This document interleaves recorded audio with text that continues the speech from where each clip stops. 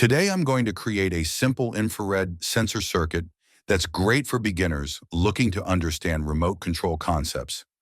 First, grab a mini breadboard. This will serve as the base for assembling our components. The next component you'll need is an LED. Insert the LED into the breadboard, ensuring that the longer leg is facing one side and the shorter leg is facing the opposite side. This will determine how the current flows through the circuit.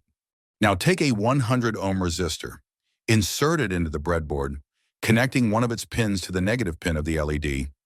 This resistor limits the current flowing through the LED, preventing it from burning out when powered.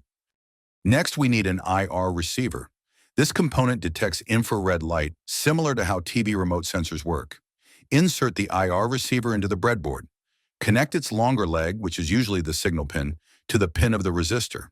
The shorter leg of the IR receiver will be used for the ground connection of the battery, so leave it unconnected for now. With the core circuit set up, we're almost done.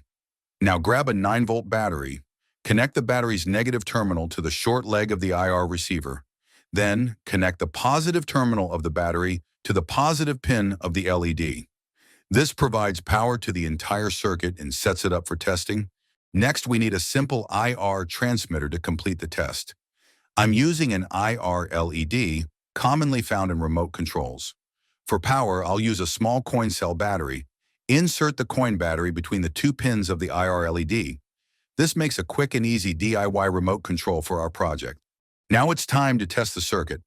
Bring the powered IR transmitter near the IR receiver on the breadboard.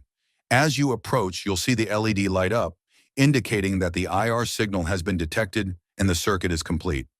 This demonstrates how infrared light can control electronic devices from a distance.